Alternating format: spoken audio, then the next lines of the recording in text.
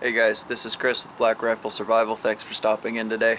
We'll be continuing on with a few films. I have a stove that I wanted to review real fast for you guys. This is my BioLite wood burning stove, and it has the ability to charge small electronics via USB port.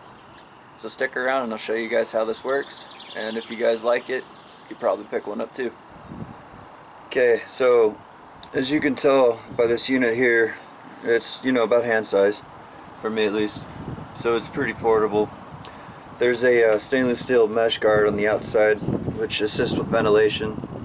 As you can tell, it's pretty cool. It helps the unit to cool down after you've extinguished the flame in it and dumped out the coals. That way you can pack it a lot faster so you're not waiting on it. And it's self-contained on the inside, as you can see. The orange part here, this is the battery unit itself, which on its own is really cool, the concept on this. So it's charged via this copper rod, and there's some sort of mechanical chemical reaction with the heat, and it just transfers that into energy. I'm not sure exactly how the specs work on that, but there is a heat reflective, looks like a tape on here that keeps the unit protected. It's also housed in a semi-fireproof plastic. So real quick, here's the stove. Let's break down the USB part here. So on the front you've got your power button. This is your on and off, and then you'll see there's a low and a high. Now depending on the stage on your fire, we'll tell you via color it'll be a yellow when it's still charging and low, and when your phone's ready to go or any USB devices, when this turns green, then you're ready to charge your device. And depending on how hot it is, it gets there quicker the hotter it is. So there's the USB.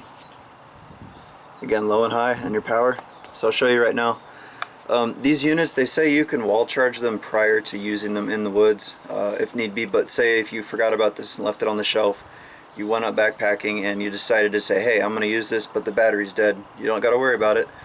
All you need to do is just build a fire inside. Go ahead and assemble this. I'll show you how to do that. And the fire inside will eventually, over time, recharge the unit enough to give you something to start with to fire this up, and then you'll be able to start it, and it gets that fire tornado, which you will see later on in the video. So going back to the device without losing my train of thought, the power button, this one is a low charge. I should probably have done a wall charge, but let's turn it on. One press and you'll see it's low with an orange light down below on the bar. So to turn this off, you hold down the power button for about 3 seconds, and the fan turned off. So on the inside there is it looks like a turbo spool. I don't know if you can see that, but this unit spins inside. So you want to keep that clear of debris at all times, and your intakes are up in here. So to assemble this, on the bottom here you'll see there's an orange tab. What you need to do is fold down these other ones first on the bottom. Then you're going to place in the hole here, put the rod through. It's going to slide in nice and tight, and you'll see that it links on the bottom, so you'll press that down, and at this point it'll hold in, but to lock it in securely, lift up on the lever here on that leg, and that'll keep it in. So now it's not going to go anywhere. Okay, so now your unit is ready to go. All you need to do is just add your fuel inside, Hopefully you guys can see that. I've used this quite a bit, as you can tell. So it's just showing some wear and tear, but it's still a good rock solid stove that'll last you well. And I could probably clean that off with an SOS pad or some steel wool and make it look a little nicer. And they say you can use soap and water to clean this if it gets dirty, which obviously it is. So let's go ahead and put this down. We'll get it started for you and show you how that works. Okay, first and foremost with this stove, I know they have a new upgraded model that's got a blue battery pack. I haven't checked into that one yet, so I don't know what the differences are. But I can vouch for this model here that this works really fine for my needs.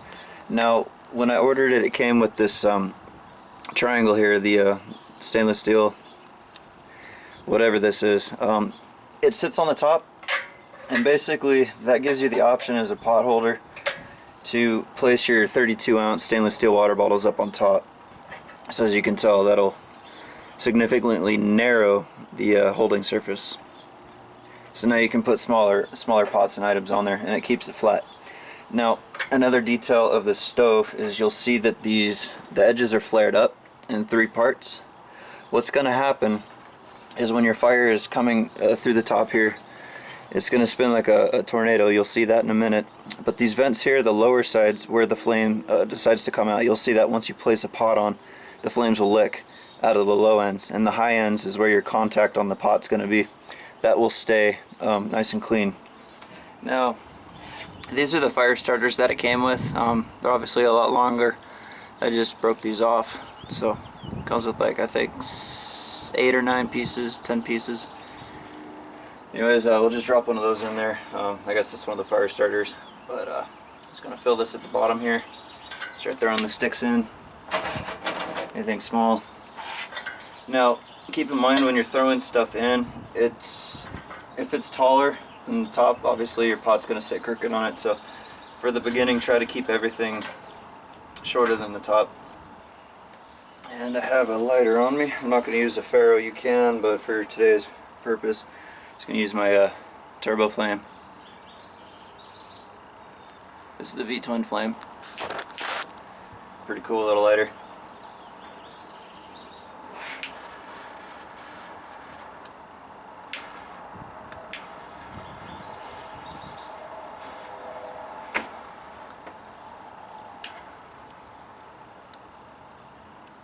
Fire it up again. This is cool about these butane torches, you can fire them upside down. But anyways, at this point you'll just want to make sure it's catching. You just drop it in the bottom here once that gets going. And once it establishes a flame, you can go ahead and turn on the power at the bottom, and what will happen is that'll start pulling the flame in and doing a circle. So I'll go ahead and drop another one in just because.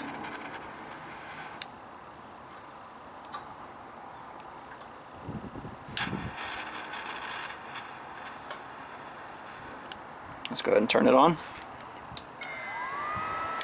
What that's going to do is provide oxygen instantly. As you can see, it's already made a huge difference.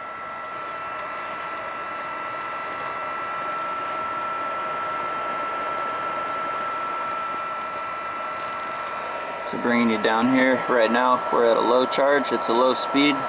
This isn't enough to use to charge your phone yet. You've got to wait until this bar here turns green across there. Then you can also kick it into high gear where the fan will spin a lot faster. As you can see, the wind's starting to blow it to the right.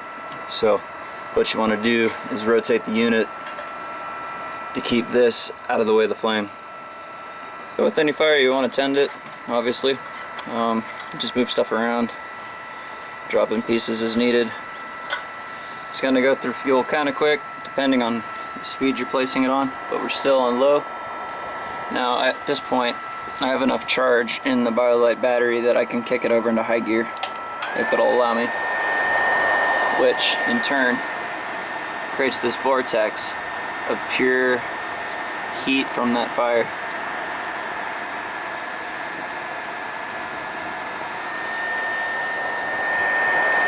And then once again, once this bar is green down here, we can go ahead and plug in a USB and we'll charge my phone. Oh yeah, another note too is if this is too much flame for you, it just turned green, so we're ready to charge. You can also turn the flame down. one press will bring it back to low speed, which will help to maximize the heat use for, it's like a simmer mode, but it's still pretty freaking hot, so you know, just keep that in mind. This is a Galaxy S6.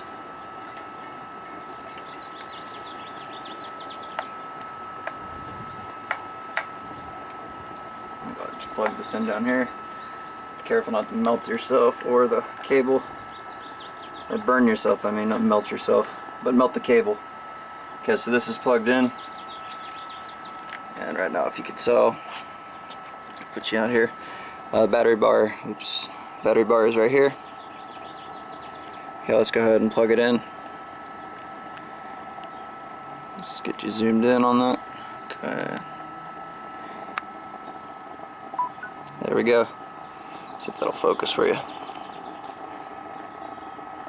So it is charging your cell phone.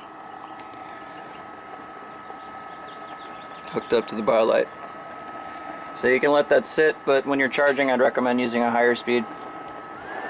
It's not going to charge your phone rapidly. Like 10 minutes is probably going to give you 5%.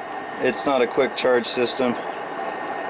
But you know, in an emergency situation, you probably couldn't ask for more. I'd be happy to get a minute of talk time if I was, you know, out of battery and I needed to call someone for an emergency.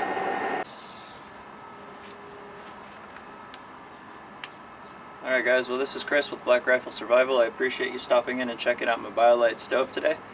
This is a great piece of kit if you want to put it in a bug out bag or in your car. I mean, it's great. You can charge your cell phone like I'm doing now. Cook your food, stay warm. It's got those three primary purposes. You're good to go. Uses a small amount of wood for kindling. You don't have to worry about it. You just keep feeding it as long as you maintain. Another note that I remembered is that if you use wet wood, it'll smoke quite a bit. But as you can see, it's smokeless at this point. If it does extinguish, you can blow in and you'll get the flame to go back. Sometimes this fan's a little too strong for it. So it's just, you gotta pay attention to what you're doing just to keep the flame going.